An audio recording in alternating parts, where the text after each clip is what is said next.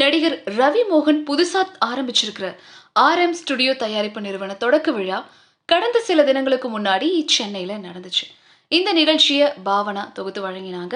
So அந்த விழாவில் சிவகார்த்திகேயன், கார்த்தி, ஜெனிலியா உள்ளிட்ட பல்வேறு திரைப்பிரபலங்கள் கலந்துக்கிட்டாங்க. இந்த நிகழ்வின் போது யோகி பாபு இறந்த இடத்துக்கு போன பாவனா, நீங்க எங்க இருந்தீங்க? நான் உங்களை பார்க்கவே இல்லையே, முன்னாடி வாங்க, மைக்க பிடிங்க, முதல்ல எங்களுக்காக எந்திரிச்சு நில்லுங்க அப்படின்னு அதட்டலாம் சொல்லியிருக்காங்க. அதுக்கு உன் பின்னாடி தானமா நிக்கிறேன் அப்படின்னு யோகி பாபு சொல்லியிருக்காரு. ஸோ இப்போ நீங்க முன்னாடி வந்துட்டீங்க, அதான் பார்த்தேன். இப்போ ஒரு மைண்ட் வாய்ஸ் கேம் விளையாடலாமா? முதல்ல உங்களோட மைண்ட் வாய்ஸ்ல என்ன ஓடிட்டு இருக்கு அப்படின்னு பாவனா கேட்டிருக்காங்க. அதுக்கு யோகி பாபுவோ, என்ன வச்சு ரவி சார் படம் பண்றாரு, ஸோ அந்த படம் நல்லா வரணும், அவருடைய தயாரிப்பு நிறுவனம் நல்லபடியா வளரணும் அப்படின்னு யோகி பாபு ரொம்ப மரியாதையா பேசியிருக்காரு. உடனே பாவனா, நல்லவர் மாதிரி அப்படியே பேசுவீங்களே, அதை தாண்டி என்ன நினைக்கிறீங்க அப்படின்னு நக்கலா கேட்டிருக்காங்க.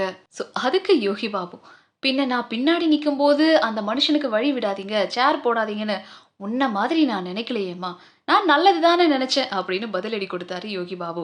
இதை தொடர்ந்து பாவனா, நீங்க ரொம்ப நல்லவர் தான், நல்ல மனுஷன்தான், அதை கொஞ்சம் சிரிச்ச மாதிரியே சொல்லுங்களேன், குழாயடி மாதிரியே பேசுறியேம்மா அப்படின்ற மாதிரி யோகி பாபுவும் சொல்லியிருக்காரு.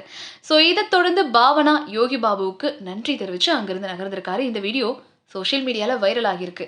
மேலும் யோகி பாபு அப்படின்னா கேவலமான ஒரு இதில் பார்த்துருக்காங்களோ பாவனா அப்படிங்கிற மாதிரி நிறைய பேர் ஆங்கர் பாவனாவுக்கு கண்டனம் தெரிவிச்சிட்டு வராங்க. அது மட்டும் இல்லாமல் வர்ஸ்ட் பிஹேவியர் பாவனா அப்படின்னும் டேக் பண்ணிட்டு வராங்க.